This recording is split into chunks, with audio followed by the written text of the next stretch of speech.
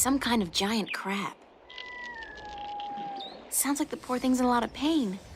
Yeah, the shell does look way too tight. Maybe he's outgrown it, but can't shed it. Or whatever it's called.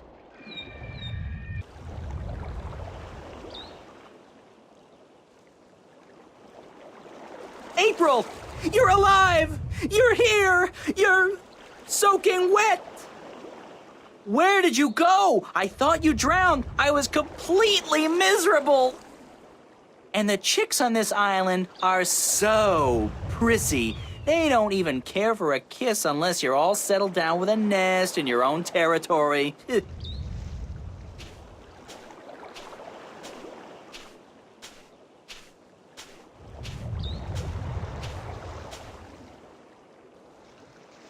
Glad to see you haven't lost the gift of the gab, Crow. Lady, you have no idea how limited bird Twitter can be. It's all, hi this and here I am that, all damn day long. I haven't had a decent conversation in days. Well, you're making up for it now. I never know when you're gonna go AWOL on me again. I had a little adventure under the sea. Oh? I didn't know humans had gills. We don't. Well, I do, I think. At least I can breathe underwater now. Cool. Not as cool as being able to fly, of course, but still. Hey, does that mean you're a mermaid? Hardly. I don't have a tail. What did you do after I saw you last? Well, it took a while, but I found land. Not this island, just a rock with a couple of trees, basically. But when I went back to tell you, you disappeared. I thought you'd gone bonkers from thirst and hunger and drowned yourself or something, so I decided I'd better find solid ground myself or I'd suffer the same fate. And then I found this place. Nice, isn't it? And the best part is, there are no hunters. Only a bunch of big crabs on the east side of the island and a volcano. I'm gonna walk around for a bit, Crow. I'll just stay here and preen myself, thank you very much. What can you tell me about the island, Crow? Only what I've been able to see from above. There's a volcano, dead I think, and lots of jungle, and some nice beaches. I'd like to explore the jungle, but I'm afraid I'm gonna get lost. Any ideas? Well, I could stay airborne and keep track of where you are. That way I could direct you if... Sorry, when you get lost. Sounds like a super plan, Crow. Let's go.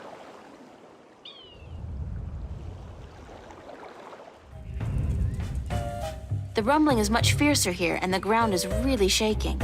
It's definitely seismic. It has got to be emanating from this volcanic mountain. I mean, it looks dead, but it must be about to wake up or erupt or something. Great. After surviving a shipwreck, being kidnapped by fishes, and learning to breathe in water, I'm about to die in a volcanic eruption? Isn't that ironic? Ow! Shh. Who's there? Shut up. I know there's somebody there. I heard you. Is she gone? Nope. She's still around. Shut up, shut up, shut up. If you won't come out, I'll just sit down here and wait. Sooner or later, you'll have to show yourself. Solar eclipse! Oh my God! Ah! I hate this place. I so hate it, I can't even sit down without crushing the natives. Big person alert! What are you? What does it look like? A talking twig? We're stickmen. And you're an accident waiting to happen with your large, ungainly body and wobbly legs. What's a stickman? An unlucky bugger doomed to a miserable life of stiff backs and monotonous drudgery in the shadow of a mother tree. Happy little fella, ain't ya? You have no idea. So, you guys are stickmen? That's right. I'm Wick. This is Willow. And that dumb-looking one over there is Woody. And this is our mother tree. What's a mother tree? What do you mean, what's a mother tree? It's a mother tree. How difficult can it be? It's our mother, and it's a tree. It's a mother tree. What do stickmen do? What do we do? What do we do? What do you mean, what do we do? Well, the people in this world always do something. Like the Banda dug tunnels in the earth. The Merum killed Snapjaw and covered their houses with Tanyen. You gotta do something. Hey, it ain't easy being a stick, let me tell you. You got your stiff back and limbs, your fear of fire and water, your 300 years of miserable boredom, and then you have to get planted and raise a family. It ain't easy. So, you're not doing anything worthwhile then. Lady, I'm miserable. I'm grumpy, and I got a headache. What do you want from me? Where do the Elation live? The Elation? The guys with wings? Up in the volcano. There's an old city in there. I think they're squatting. How do I get into the volcano? You don't. The road collapsed a few centuries ago, and when traders come, the Elation fly down to meet them. Nobody goes up there anymore. What's that constant rumbling noise? Lady, you have no idea what we have to endure. All day, all night, that noise is just murder.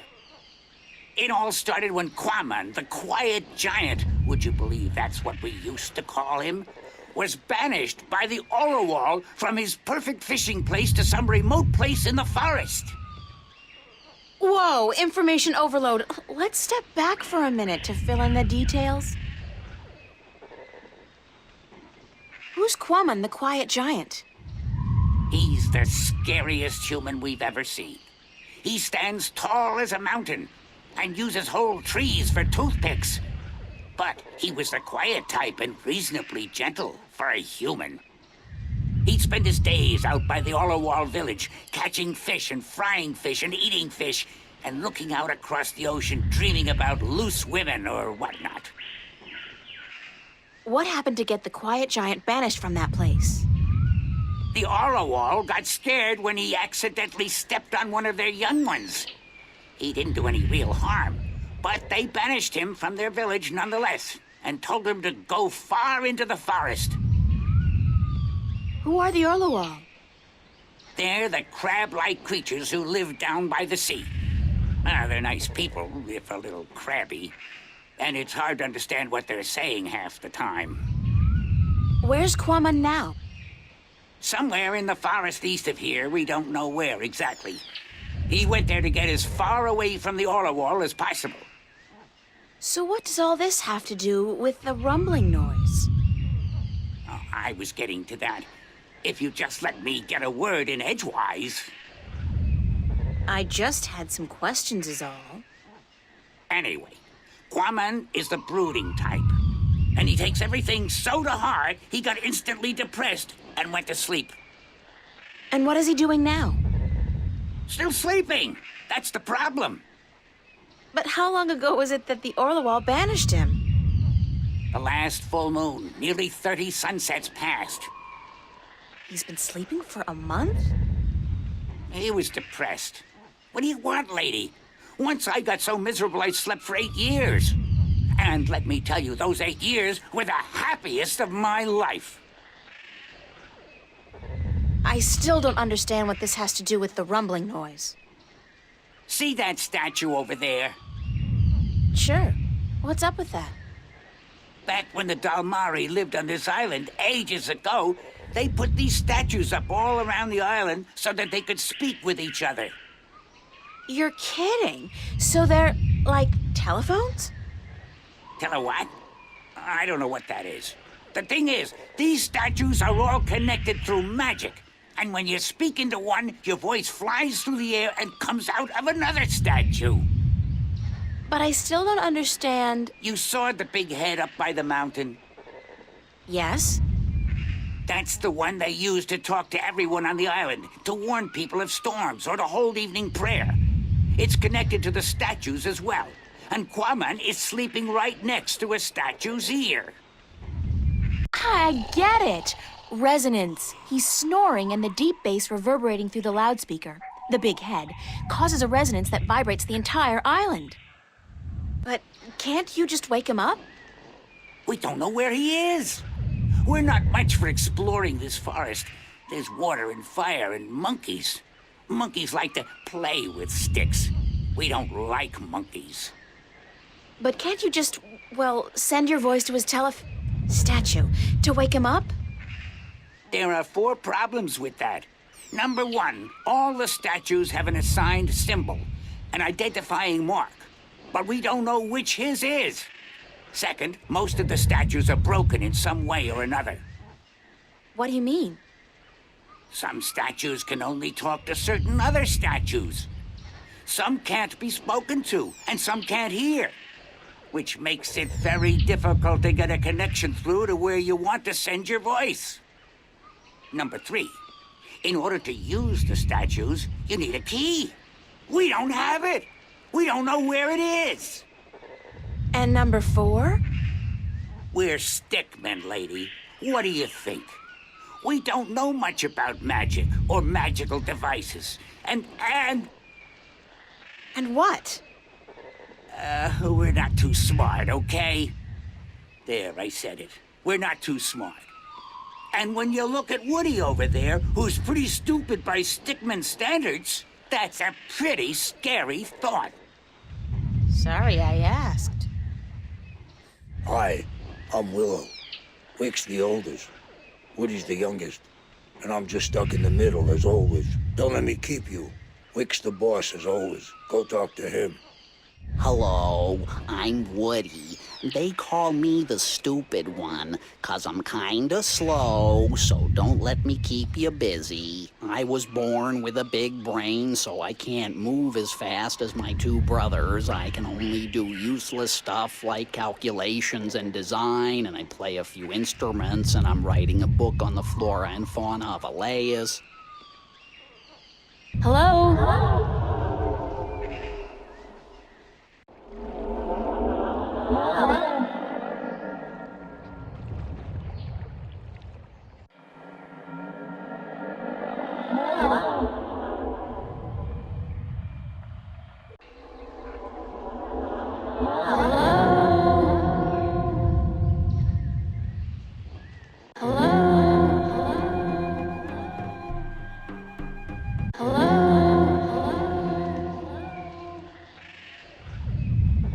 Wake up! Wake up! Wake up! Wake up!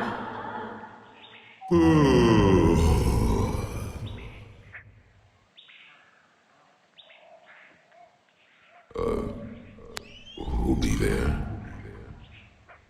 I'm April Ryan. And me be Quaman. But what you be doing up in the air, big woman? Big woman? Watch it, I don't... Oh, I see. It's just my voice that's big, woman. I'm really quite average, size-wise. Could you please stop snoring? Quaman be snoring? No one ever tell Quaman he be snoring. But then Quaman always be sleeping by his lonesome. No woman like Quaman. Don't say that about yourself, Mom, and I'm sure that... You know, it's kinda uncomfortable to be discussing this in a public like this. Yes, everyone be hearing about Quaman now. Do you want to talk about your problems? Face to face? What be the point? I'm a good listener, and I'd like to be your friend. That'd be the point. Quaman not sure if he want friend now.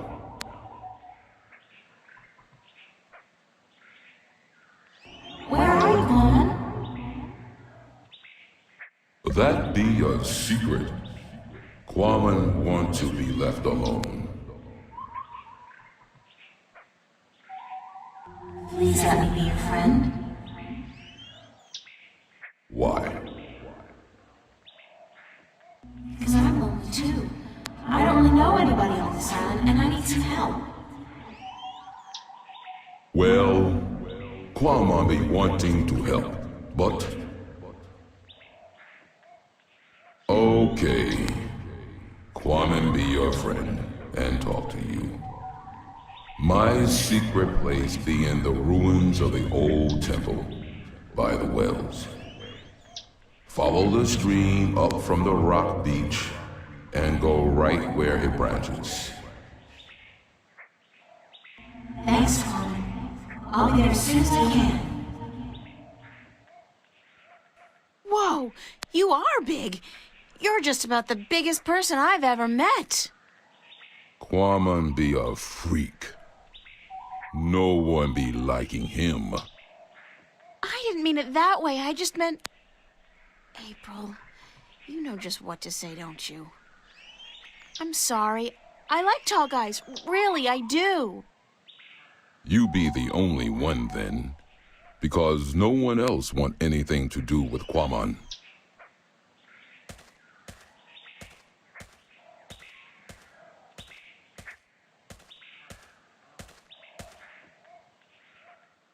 How did you come to be on this island?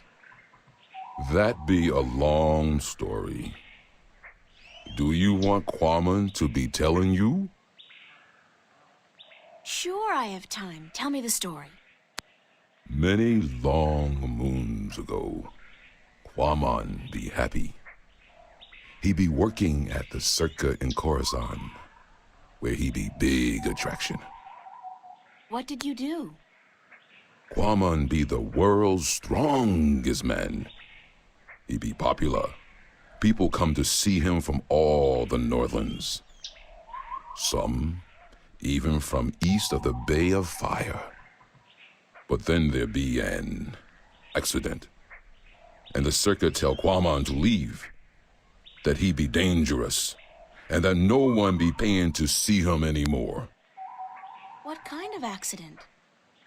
Quaman's most popular feat be the breaking of large rocks with his fist. Everyone would applaud when the rock be breaking.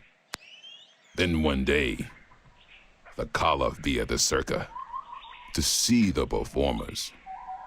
He be saying, Quaman, I hear of him breaking a large rock with his fist. This I want to see. But my performance be over that day, and there be no rock to break. So the Circa ringmaster Oberon, he be saying, let's get a rock in here, any big rock at all. So they bring in this rock that Quaman never be crushing before. Quaman not be sure if it is a good idea, because rock can be dangerous when it breaks. But Oberon be saying, this you must do. The Caliph wants to see we do not disappoint the Caliph of Khorasan, or we lose our heads. So Quaman break the rock, and when it breaks, What happened? there be large pieces of rock flying everywhere, and one piece be hitting the Caliph and one his son. The Caliph be not seriously hurt, but his son be unconscious and bleeding from the head. They say to Quaman, run, get away from the Circa in Khorasan, or the Caliph will have his head. So Quaman run, and he get passage on ship leaving that night. When the ship passed this island, Quaman be jumping into sea and swimming ashore. And now he be here. What happened between you and the Orlawal? Oh, Quaman be so clumsy, so dangerous. He should not be among people. He be only hurting them. The Orlawal be kind, letting Quaman live and fish in their village. But then Quaman be stepping over young Orlawal almost breaking his shell. The Olawal tell Quaman to leave village, to not come back because he may kill an Olawal. They tell him to go as far away as possible. Quaman be sad because he like the Olawal, and because Quaman be having the best fishing place in all of Elias. He lose his friends and his food. What do you eat now? Quaman fish in these wells here, but the fish that live down there be small and not very tasty. Would you like to move back to the Orlawal village? Oh yes, Quaman be wishing that more than anything in the world. I saw an Orlawal down by the beach, just outside the village. It seemed to be in pain, but I didn't know what to do.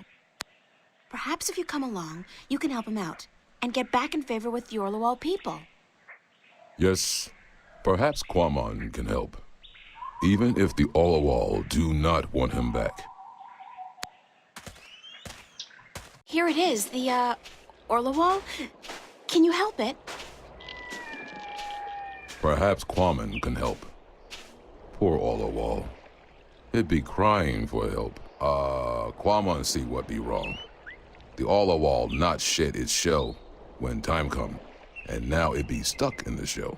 Why didn't the other Orlawal come to its assistance? Their claws be no good for this work. They be helpless. But Quaman help. Quaman be good with his hands. Quaman be happy. Quaman accept your graceful thanks, sir. Thank you. You be making Quaman very happy. Quaman accept your offer and be grateful to the Olawal people. Thank you very much. What? What did he say? Why did you thank him? Olawal be inviting Quaman to stay on the cliff above the village, where he can fish again. Quaman be very, very happy now. You understand what it's saying? Olawal language be easy to understand. It be just click and clack and clock. I'm so happy for you, Quaman. Go on. Don't let me hold you back. Hey, Quaman, how's the fish biting? With its teeth, but not today. Why's that? Quaman be not certain.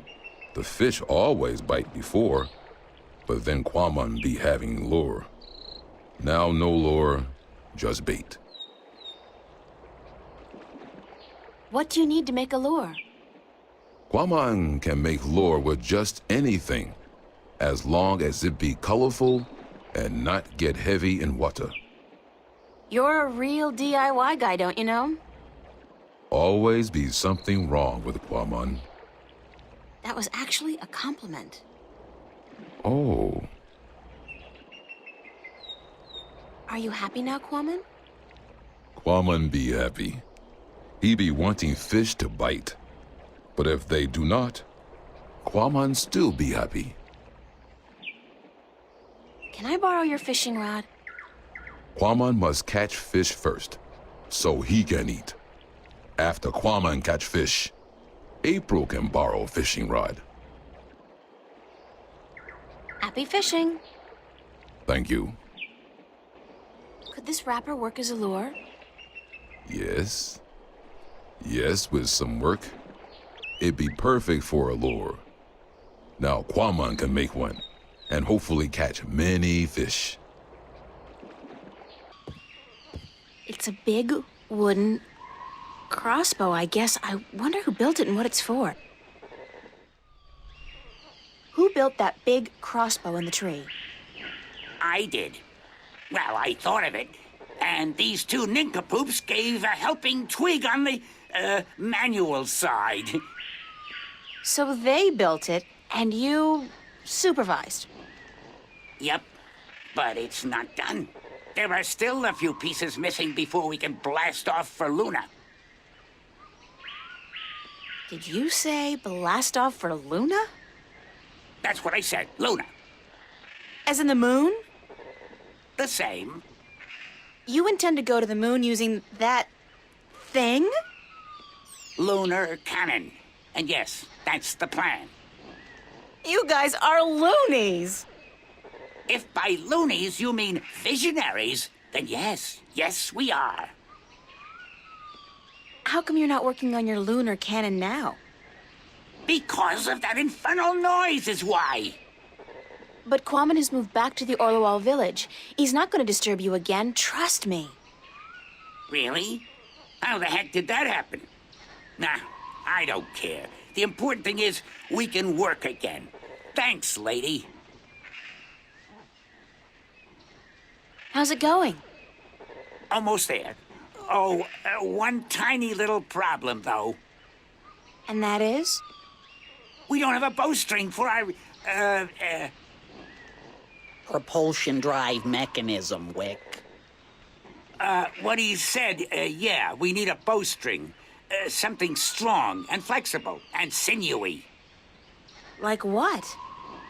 I don't know, lady. I'm no engineer. I'm just a supervisor. String made from animal guts would be perfect. Yeah, but look at us. Do we look like the kind of stickmen who'd make good hunters? Do you see me going after a gaint beast carrying what, a cone? A dry leaf sharpened to a razor edge? Did my lure work okay? It be working very good. Quammen catch a large, tasty fish very quickly. April be wanting a taste? No. No offense. I'm just not too fond of seafood. This not be seafood. It be human food. What's Quammen gonna be doing now? Quammen be sitting here until the sun sets. Then he be going to sleep. And tomorrow? Quammen be deciding that when he wakes up in the morning. Man, you got relaxing down to a fine art. Quammen not be knowing anything about fine art. He be a Philistine. I'll see you later, Quammen. So will I. Goodbye. Can you use this as bowstring for your, lunar cannon? Let me see that. Oh yeah, that gonna work good.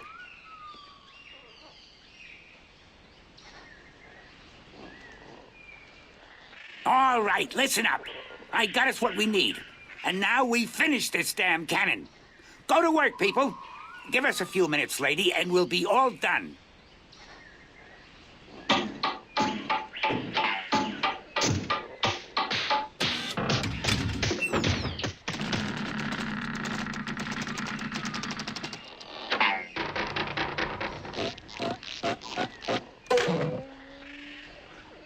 It worked. Of course it worked, you wood-brained fool. I built it. Are you done? Yes, ma'am. The lunar cannon is now ready to be tested. Well, Well, what? are you gonna do it? Do what? Test the cannon. Me? And get myself killed? I think not. But go ahead, be my guest. I don't think I'll fit in there. That ain't my problem.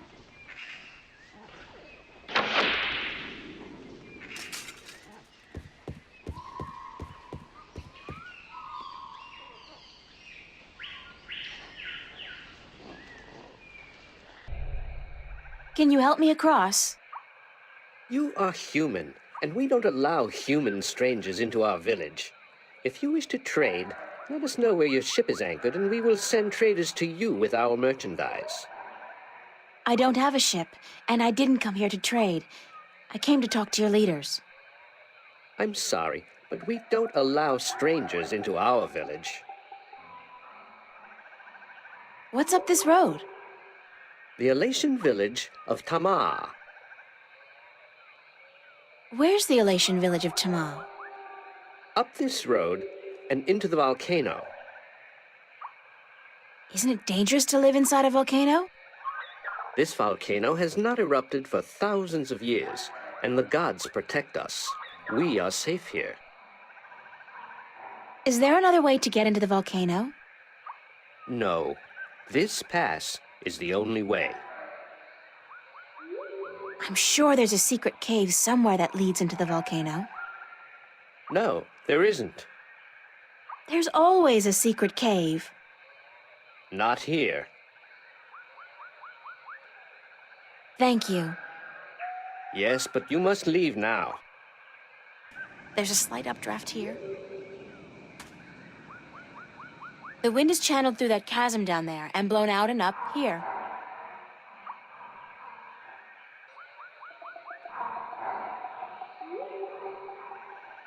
Oh, God, I think I'm gonna throw up. That was so not appetizing. Weirdest thing, though, I do feel lighter. Like I lost 90 pounds. I can't even imagine what people would pay for this stuff back home. Whoa, I'm fly! Not. I guess I still weigh too much to be carried on that slight updraft.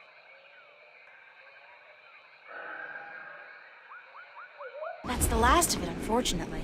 Ah!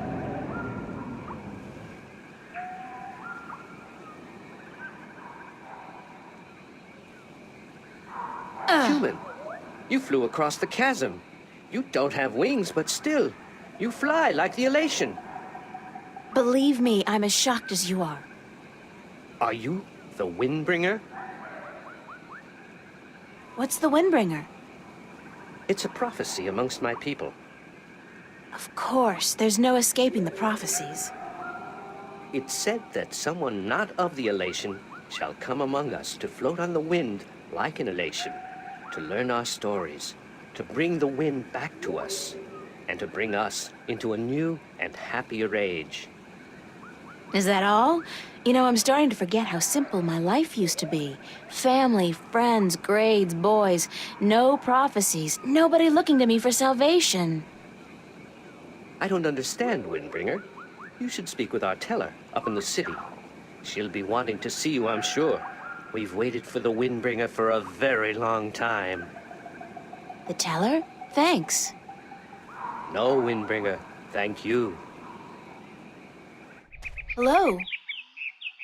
Good day, stranger. What would you hear among the elation? I need to speak with the teller. The teller? Go down into the city and you will see the castle. The teller, she keeps to the tower. She's old and her eyes don't take well to the sun. Halt! Who would visit the teller? I'm the Windbringer. The Windbringer? You are not the Windbringer. Are you? How else would I have been able to get up here? I am the Windbringer. If so, you must prove that you are of the elation. There are 4 tales from the 4 corners of the world that you must know by heart. They are the tale of winds, the tale of stars, the tale of sea, and the tale of homecoming. I will ask you 1 question from each tale, and you must answer each correctly, or you cannot be the Windbringer. Are you ready? No, give me some time to prepare. Then return when you are ready, and I will test your knowledge of the 4 tales. Hi there. What you doing? Playing? Yeah, what are you playing? Nothing. My daddy's in the castle watch. He's allowed to sharpen his claws. Really? My daddy owns a farm. Yeah? Do you have animals there? Sure. He has some cows and some horses and... What's cows and horses? Well, cows are big, brown, fat animals with 4 legs and white spots. And they go moo a lot. And horses? Horses are fun to be around. They run really fast and they can jump over tall fences and they look beautiful and graceful. But the best thing about horses is that you can ride them. I can run fast, too. But I can't fly yet. My wings aren't fully formed. When I grow up, I'll fly far away and see everything. I'll go see our horses. That would be nice. My name's April. What's yours? Saina, will you be my friend, April? Of course, Saina, as long as you promise to be my friend. I promise. Do you know where the teller lives? Over there in the castle tower. My daddy's watching the entrance so that only nice people can get in. Do you think he'll let me in? I don't know if you're nice, but you have to ask my daddy. Do you know one of the 4 tales of winds, stars, sea, and homecoming? Yes, my mommy taught me the tale of the stars. It's a really pretty story. Do you want me to tell it? Please, Saina, I would like that very much. Okay. This is my tale, the tale of stars, and I tell it to you in my own words, as it was told to me by my teacher in her words. In the small village of Jinjay near the rumbling hills of Onion, there lived a girl called Mona. She was a curious girl, and she would always get in the way of grown elation. Go play somewhere else, they would say to Mona, but she didn't want to play with the other children. She wanted to be where the grown-ups were, to see what they were doing and learn from them. But one day, after getting many complaints from the pottery makers and guardsmen and traders and soldiers in the village, Mona's mother told her that she wasn't to interfere with the grown-ups anymore, and that instead she could go play with the other children, or sit still and draw or work with clay. But Mona was always curious, and now, since she wasn't to be among the grown elation anymore, she decided to go exploring the forest that lay just outside of the village of Jinjay. She had many times been forbidden to enter the forest because it could be a dangerous place, but Mona was very curious. Of course, she wasn't planning on going far into the forest, but then her eye caught sight of a white flufftail hopping through the tall grass, and Mona, curious as ever, gave chase. The flufftail ran away into the forest, and Mona followed, blind to where she was going and interested only in catching the white flufftail so that she could keep it as a pet. But then, after a good while, the flufftail disappeared into a hole in the ground, leaving Mona alone in a small clearing somewhere deep inside the forest. She was exhausted after running after the flufftail for so long, and as she looked around the clearing at the unfamiliar trees and flowers, she realized that she hadn't been paying attention to where she was going. Not for the first time, her curiosity had gotten the better of her, but this time it was serious. Mona was too young to fly, and she had very little sense of direction, and chasing the white flufftail had made her dizzy and tired. It was getting darker, and Mona was all alone in the deep, dangerous forest, too sleepy and too scared to be able to go anywhere. Mona curled up with her wings wrapped around her under the leaves of a tree and began crying. Soon it got really dark, and somewhere, not far away, wolves started howling at the moon. Mona was so scared she was petrified, but after a while her exhaustion got the better of her, and she fell asleep. She woke up when she heard a voice calling her from somewhere far above. Looking up at the starry sky, Mona saw a vision of the spirits of 5 tellers gazing down at her. "You have let your curiosity leave you astray," said one. "You are lost, and you deserve to be lost," said another. "Poor little girl," said a third. "We will help you home," said a fourth. "But remember this," said the 5th spirit. "We will lead you back to your village and to your mother only if you promise us one thing." "I promise," said Mona. "Whatever it is, I promise I will do it." "Very well," said the 1st spirit. "You will make the story of this night into your own tale, and you will call it the Tale of Stars." "It will be a tale to warn the curious to be careful," continued the 3rd spirit, "and to not let their curiosity get the better of them. And," said the 2nd spirit, "to remind the elation that the spirits of their tellers watch out for them when they most need it." And so the spirits of the 5 tellers guided Mona through the forest, and by dawn she was home. And Mona did tell her tale, the Tale of Stars, to everyone in the village, so that everyone would remember that the curious must be cautious, and that the spirits of the tellers are always watching. This was my tale, the Tale of Stars, and I told it in my own words as my teacher did to me.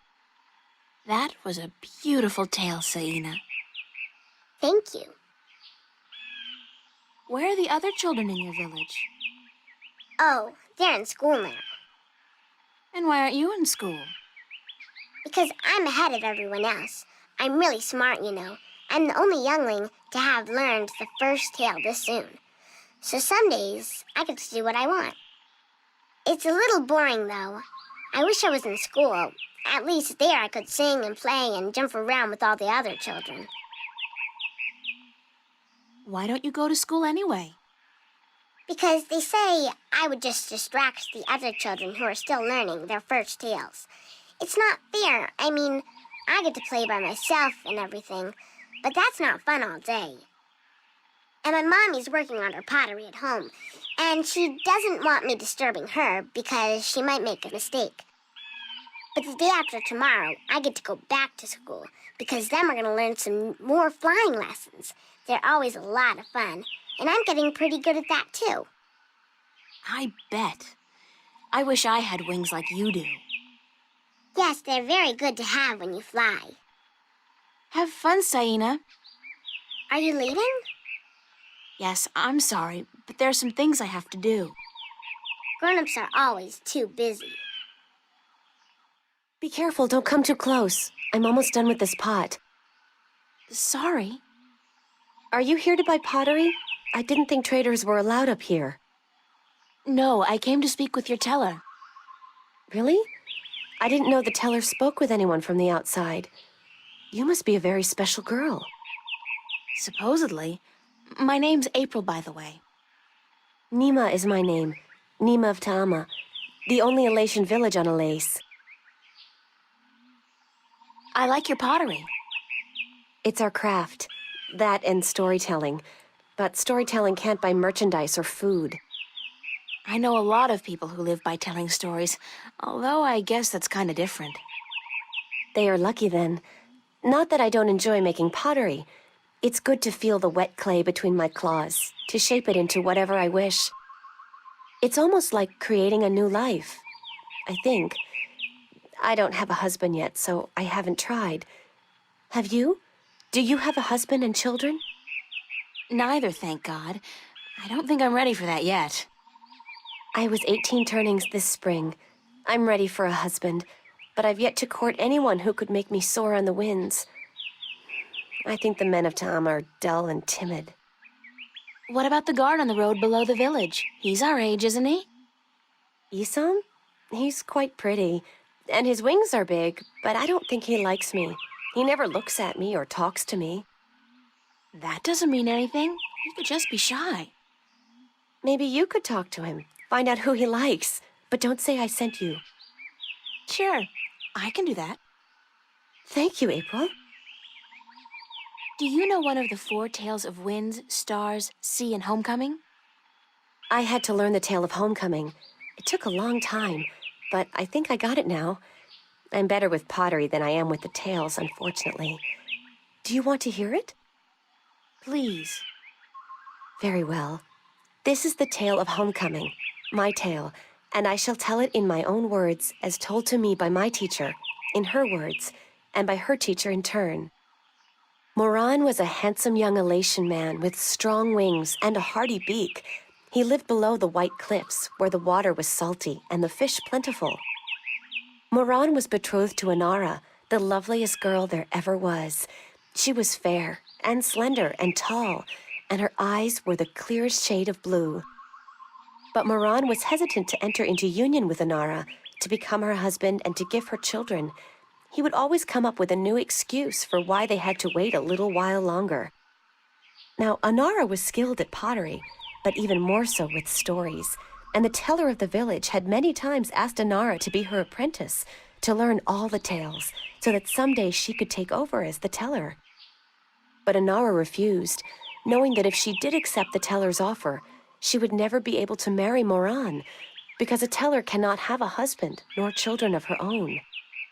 Her refusal to become the teller's apprentice was unheard of, because who could refuse such an honor?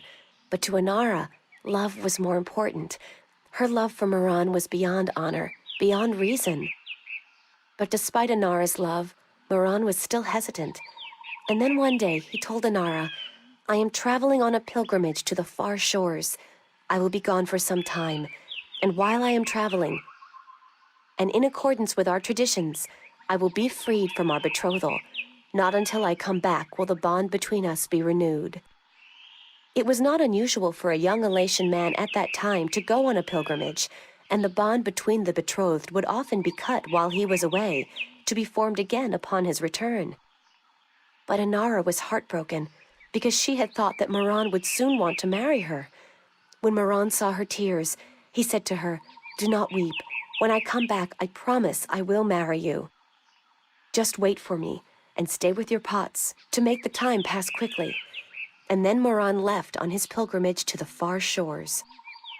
Many years went by, and Moran had exciting adventures on the far shores.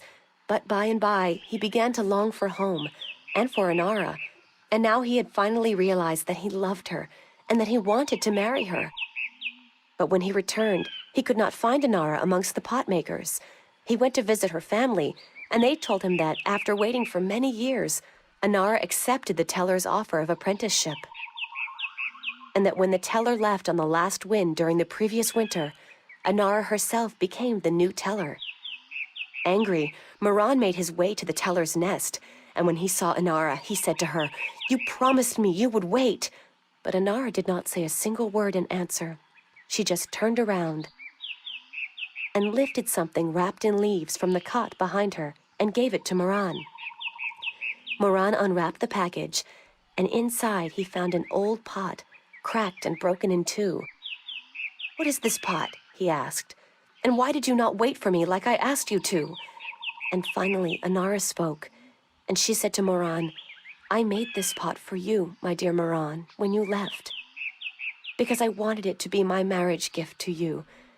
But when many, many years passed, I finally realized that you did not love me the way I loved you, and to live hoping otherwise would be death."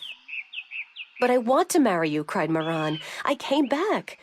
But Inara just nodded at the broken pot in Moran's hands and said, "Like an old pot that is left without care, a heart may break in two, and a broken heart can never be mended." And so Inara turned away, never to speak with Moran again, and Moran's heart, like the pot that was left untended, broke in two, because absence makes a heart brittle. This was the tale of homecoming, my tale, and I told it in my own words as told to me by my teacher, and as I will tell it to my student when the time comes. Thank you, Nima. You're welcome, April. Do you know one of the 4 tales of winds, stars, sea, and homecoming? Mine is the tale of sea, human. Would you mind telling it to me? I would be happy to do so. This is the tale of sea, told in my own words, as it was told to me by my teacher in his words, and to him by his teacher in his words. This was a very, very long time ago, when the Elation were a strong people, and we could spend days riding the hot winds above the seas. We hunted fish then, and we were at war with the Merum, the Wet-tails. Acalis was one of the strongest warriors there was. His claws were sharp and long, his beak pointy, and his teeth strong. Acalis was admired by everyone in his clan, and because of this, he was cocky and arrogant. So one day, the teller of Acalis city asked him to perform a very important and very special duty, to bring a sacred jewel to the teller of an Elation town across the sea. This particular jewel was very important because it signified a union between the two towns, and it would benefit the people of both that it was delivered safely and promptly. Acalis grinned and told the teller that he would deliver the jewel both quickly and safely, and that she was not to worry. But the teller did worry, because Acalis was young and too sure of himself. But she wanted to test him and to teach him that sharp claws, a pointy beak, and strong teeth are not all a warrior needs. that a warrior must also be wise and careful. So Acalus set out across the sea on his flight. It was on the fourth day that he spotted something in the water that caught his attention. And forgetting his duty and following his curiosity, Acalus dived towards the water to investigate. When he came closer, he saw that there were merum in the water, foolishly hunting close to the surface, and Acalus saw an opportunity to again prove his might as a great warrior to his people, and to capture the fins of a few wet-tails. But this time, Acalus' arrogance got the better of him, because the merum had set a trap. As he dived towards the merum with his claws, a spear shot up from the water to hit him. Acalus struck the water and dropped the jewel he was carrying, and it was all he could do not to drown. Acalus was bleeding, and the merum were grabbing onto his wings and his legs, but he fought bravely, and finally he managed to escape. But even though he now lived, he was dead inside, because the shame of losing the sacred jewel would always be with him. Acalus could not return to his village, because he had neglected his duty to his teller and to his people. And so he went away to a small island where he could be alone. To himself and his people, Acalus now became the Lost One. He who had been on a sacred mission, but had failed in his arrogance. A year passed, and one day Acalus met with human traders from a ship that came close to his island. From the traders, Acalus heard speak of a hideous creature that lived in the sea, the Octowoe. The Octowoe was said to have a third eye, like a jewel, and that this eye pulled hapless sailors into its deadly eight-armed grasp. Acalus knew immediately that the Octowoe's third eye had to be the jewel that he lost in the sea a year ago, and he now saw the opportunity to redeem himself. But Elation were not used to water, and the thought of submerging himself in the cold, harsh ocean chilled Acalus to his heart. But he was the Lost One, and if in his death he could at the very least redeem himself, to his own heart then it would be worth it. So Acalus fashioned himself a spear, because in the water his claws and his beak would be too slow, and he flew out to where the Octowoe was last seen. And then Acalus dived into the sea. The dark water closed in on him, and his wings and legs went numb. But still Acalus kept pushing down until he saw the lair of the Octowoe. Spotting Acalus, the Octowoe attacked, and Acalus saw the monster's third eye, his sacred jewel, shining bright in the darkness, and his heart was filled with a sense of duty and courage that he had never felt before. But as he began fighting the eight-armed monster, Acalus realized that if he were to fight like he usually did, he would not stand a chance. He would have to think differently. And so Acalus tricked the Octowoe into following him through a tight chasm where the monster got stuck. And then he swam above it, and using his spear, tipped a rock on top of the Octowoe. Swimming back down again, the Octowoe was flailing helplessly. Now, almost out of air, Acalus took the sacred jewel from the Octowoe's head and swam back up. Finally, Acalus could deliver the sacred jewel to the town across the sea. And upon returning to his village, he went to the teller, bowed his head, and said, "Forgive me, teller, for in my arrogance I thought I could do everything. But I could not, and I became the Lost One because of it." "You were lost," said the teller, "but you are no more. Because now you see the limits of your own strength, and you will know that a warrior must be careful and wise, in addition to being strong and fierce. This was the tale of C, and I told it in my own words, as told to me by my teacher. Do you know one of the 4 tales of winds, stars, sea, and homecoming? Mine is the tale of winds, Windbringer. Do you wish to hear it? Very much. Then I shall tell it. This is the tale of winds, my tale, and I pledge to tell it in my own words, as told in turn by my teacher. In the village of Karan, in the mountains of tall winds, there lived a young Alatian woman named Iwana. Iwana had one desire above all others, to soar higher and farther than anyone else. And even though her wings were no broader, nor her body sleeker than anyone else's, she pursued this foolish desire without rest. And as time passed, she did soar higher, and she did fly farther than the other young Alatian in her village. And her name became known far and wide amongst the tribes of the mountains of tall winds.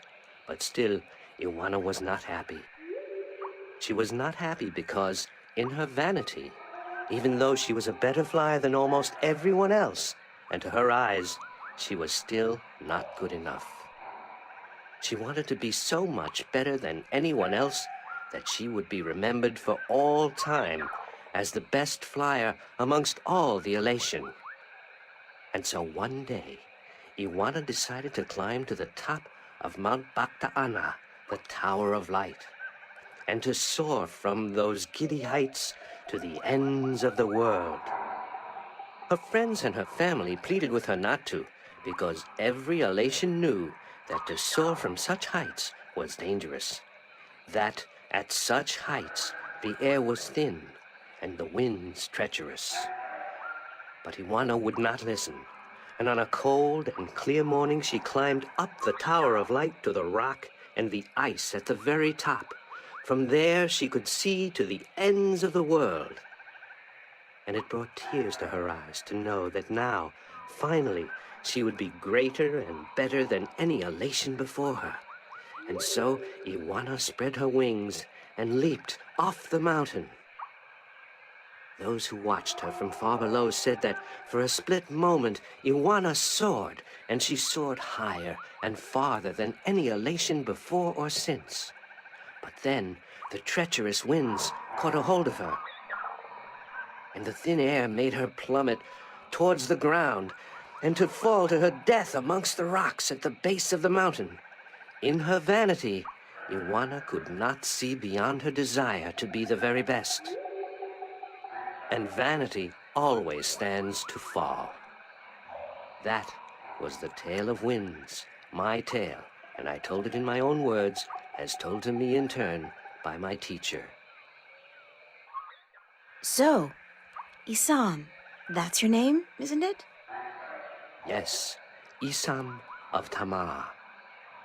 A good-looking guy like you must get a lot of attention from the girls, right? Are you asking me for courtship? Me? No. Wings don't do anything for me. No, I was just thinking, maybe you had your eye out for somebody special? I'm without a mate. The women of Tamar are cold and unfriendly, and whenever I try to talk to one of them, she ignores me. Huh. Even Nima? Nima? No, she's too pretty for me. She won't appreciate my attention. This is like high school. Trust me, Isam.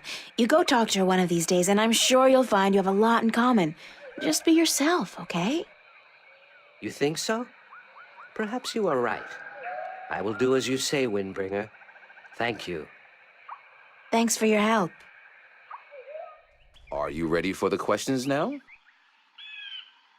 Yes, ask me the questions. In the Tale of Winds, which mountain did Iwana fall from in her vain attempt to fly higher and further than anyone else? Mount Bakta'ana, the Tower of Light. That is correct. In the Tale of Stars, what did Mona see in the sky that helped her find her way home? The spirits of 5 tellers.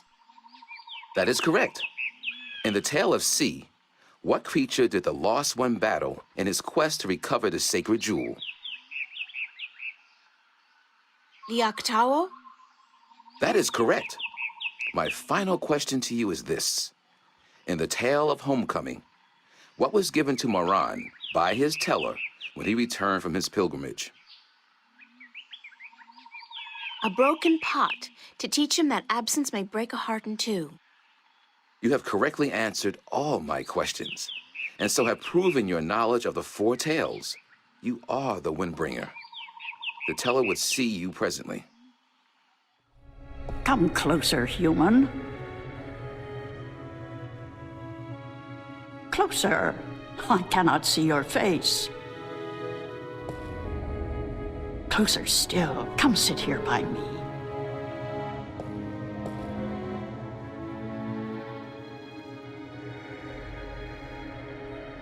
There you are.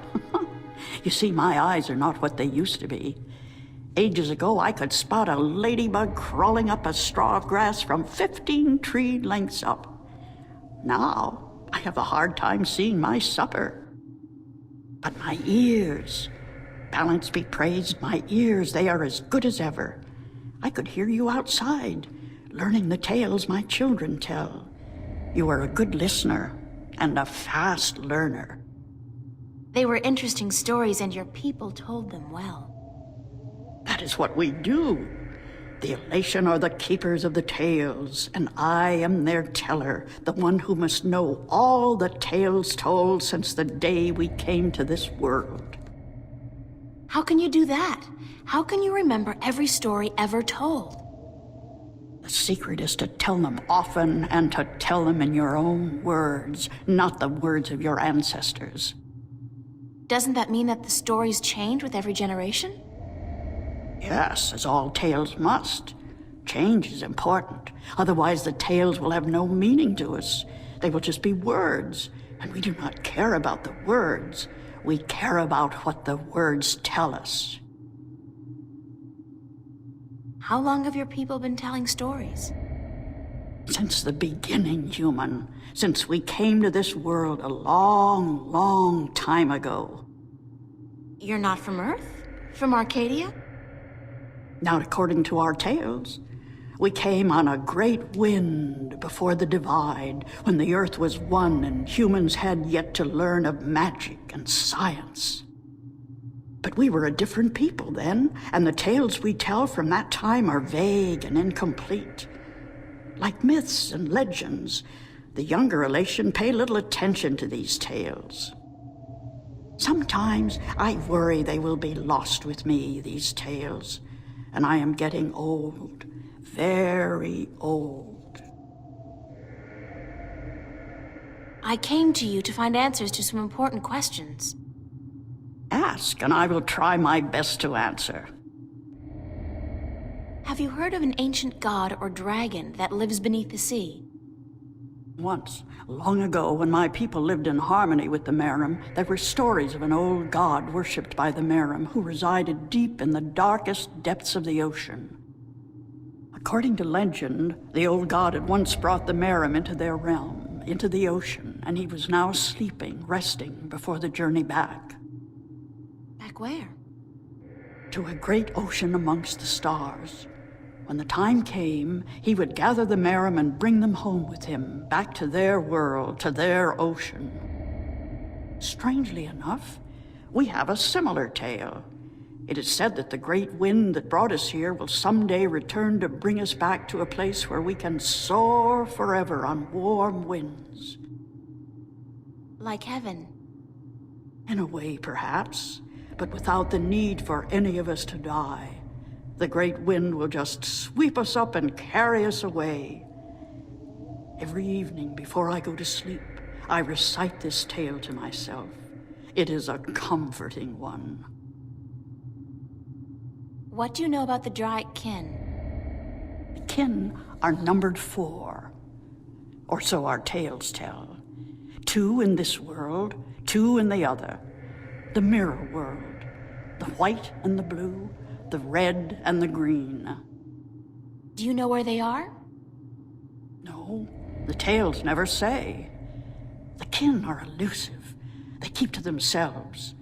I have never seen one myself, and I doubt any of my kind has.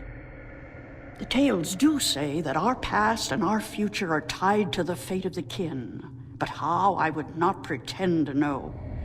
This is one tale that is yet to be told. Do you know anything about the Guardian's realm? This is human business. Would you not know more than I? Your people are the keepers of the tales. You remember more than humankind has forgotten. Please, I need to hear what you know. That is very little. The Guardian's realm is home to the Guardian in his tower. No one is permitted within except the Guardian who was, the Guardian who is, and the Guardian who will be. And of course the Dryad kin, who were instrumental in its making. Have you ever heard of the existence of a hidden entrance to his realm?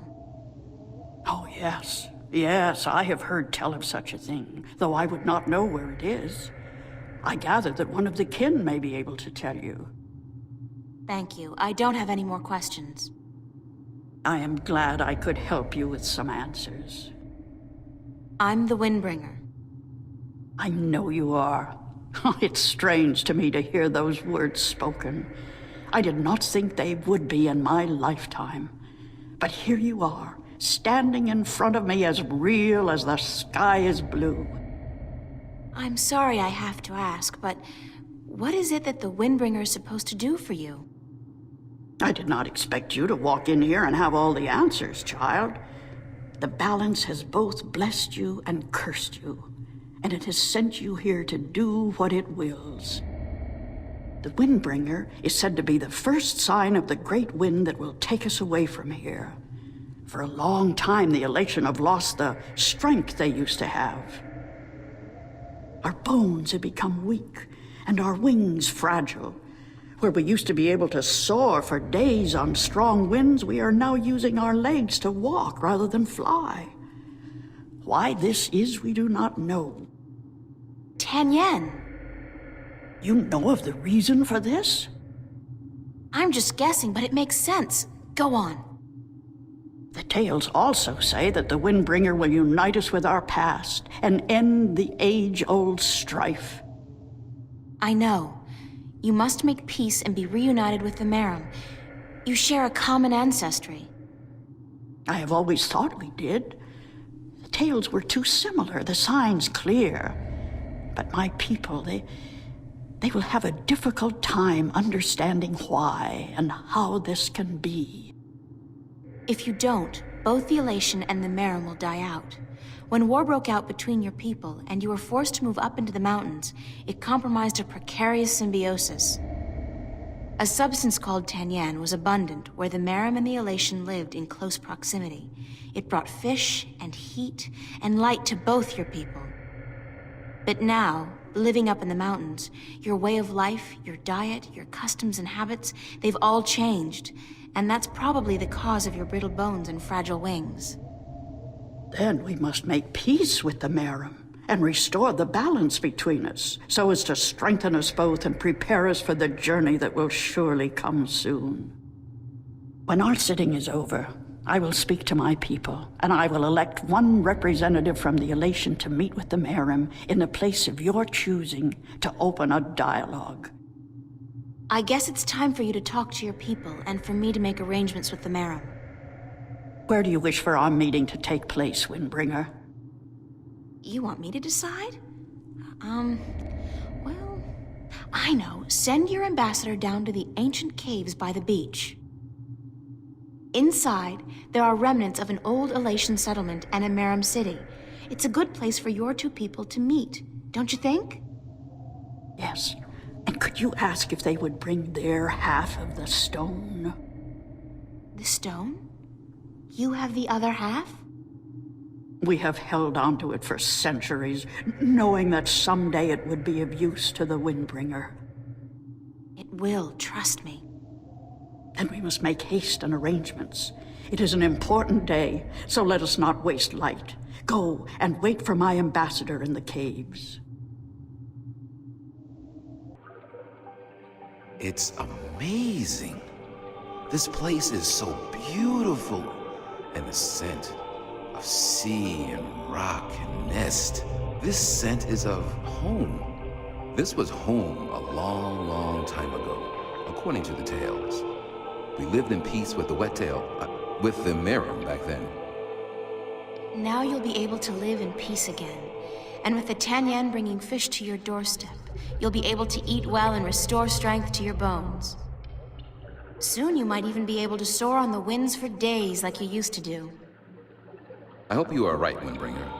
And I hope that the Mirim will see the sense in it too. They are coming, are they not? They said they would. Hush, I hear something.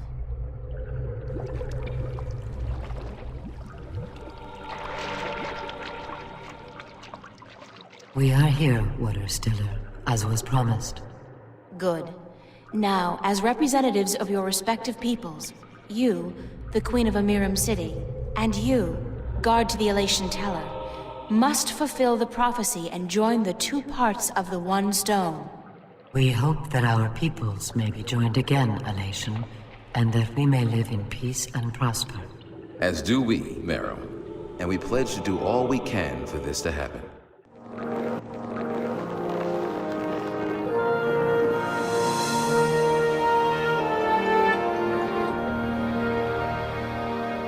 The stone is now whole, Windbringer, and the Elation and the Mirim will once again be as one. You may take it with you. Thank you. The both of you. Come now, April, and we will take you to our sleeping god. May his wisdom guide you and lead you down the right path.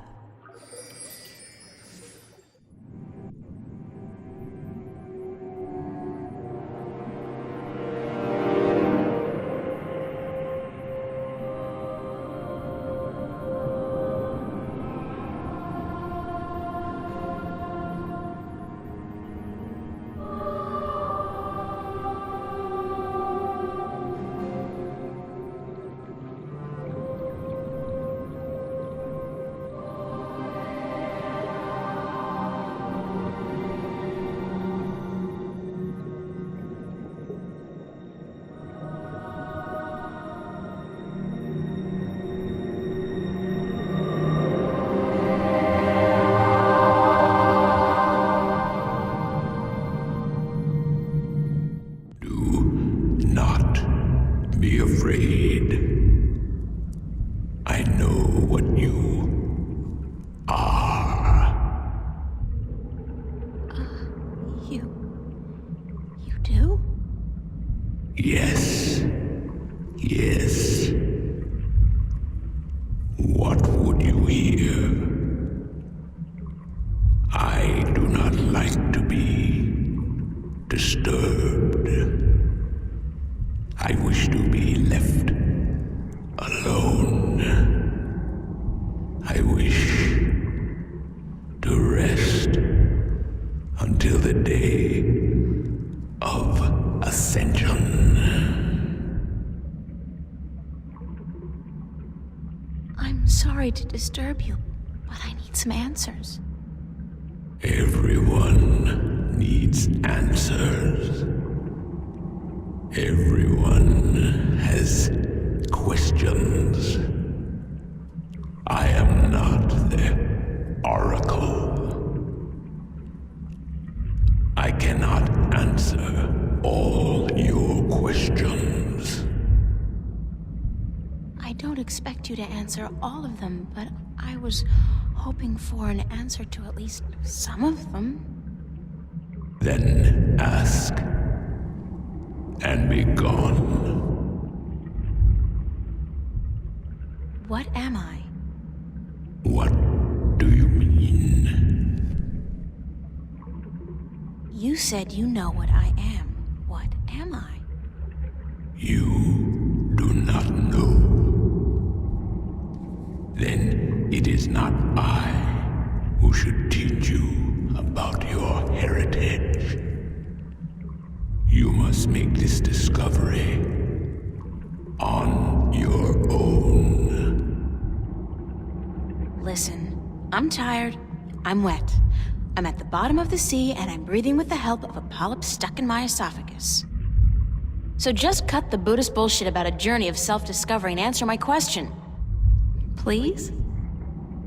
Your question has already been answered.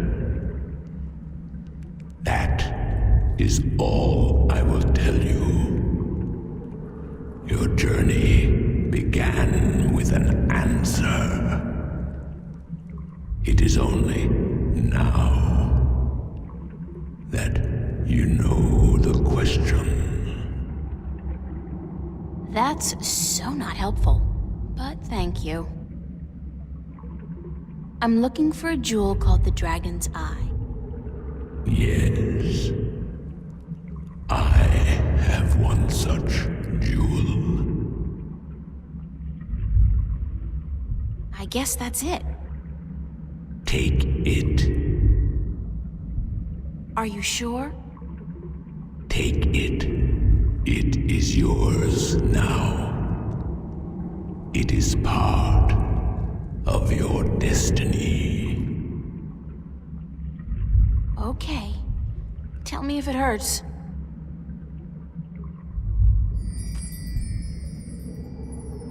What is the Day of Ascension? The day when the kin return home. When my siblings come to me, and we rise toward the stars for our journey back to our cradle.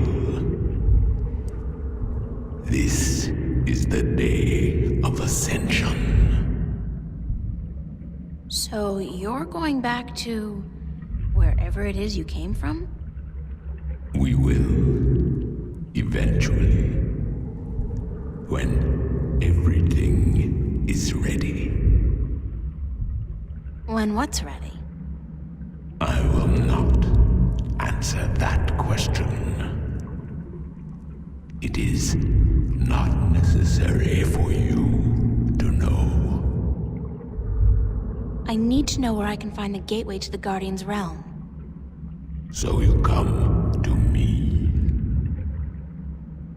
They told me, well, they as in the few people who could tell me anything at all, they told me that if anyone would know, it'd be you.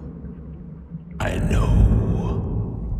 When the earth was divided, there was a doorway left open where the tower was built. But it's moved, hasn't it? That spot. When Stark and Arcadia were created, that spot moved somewhere else. Into the sky. Amongst the stars. But where? I knew you were coming. Your journey has not been a quiet one. Even down here, I could hear you. I speak with the Dark People. They are my messengers. They have prepared a map for you with the entrance you are looking for. You knew I was coming and why? Then, okay, I know this is probably a futile question, but why didn't you send the Dark People to me earlier? You could have saved me a lot of time and hard work. You are afraid of time and hard work. No, but it's the principle of it, isn't it? No, it is not. You had prophecies to fulfill. You had a purpose. Bringing my children together in preparation. This was important. And for that, I thank you. Now, I wish to sleep. You said something about a map? The Dark People have it. They will meet you. I will bring you to them. What? Now? Yes. Hold on.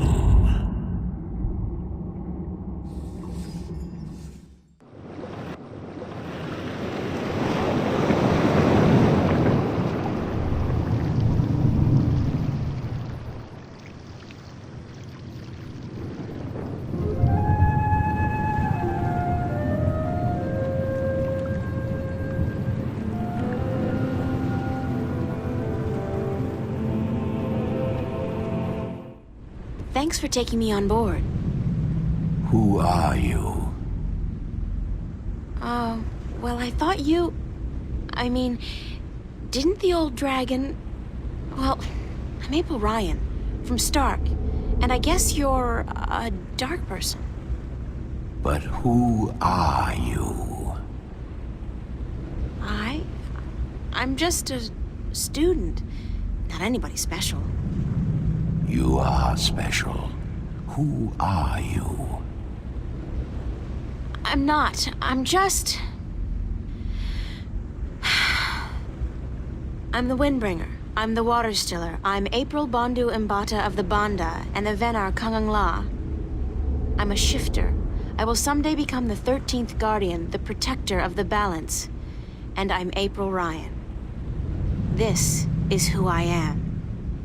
Yes, that is who you are. And you are a wave. Why am I, a wave? You have a purpose. You play an important part in the cosmos. A wave is someone who propels people and events toward change, towards the future. And that's what I do? You are a wave. There are ripples from your passing, and they spread wide and far. Those ripples will never die down. The worlds will be changed by your journey. You're telling me that everything I do affects the universe? You cannot escape it. You are a wave. The ancient dragon, the blue of the Drake kin, told me you had a map for me. A map of stars, yes. It was made for you in our library, and given to me to hold. It is yours now. Keep it well. It is the only one.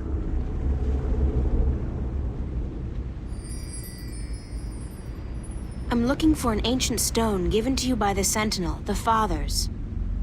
You came for the stone. Of course we have it with us. Our ship would not have been chosen to meet you were it not for the stone we carry with us. Everybody's just waiting around for me to show up, so that they can give me stuff. Who knew adventuring was gonna be this easy? It will not always be so easy. Of that I can assure you. But here is our stone. We entrust it to you, as we were instructed to do when the Fathers first entrusted it to us.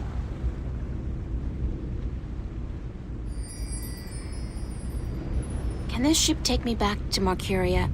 I mean, would you mind? We will bring you to Marcuria henceforth. It will take the night, but we will be there at first light. That's fine. Thanks a lot. You are free to rest here, to sleep, while we travel. The flames will keep you warm, but do not move too far away. My brothers are not friendly with outsiders.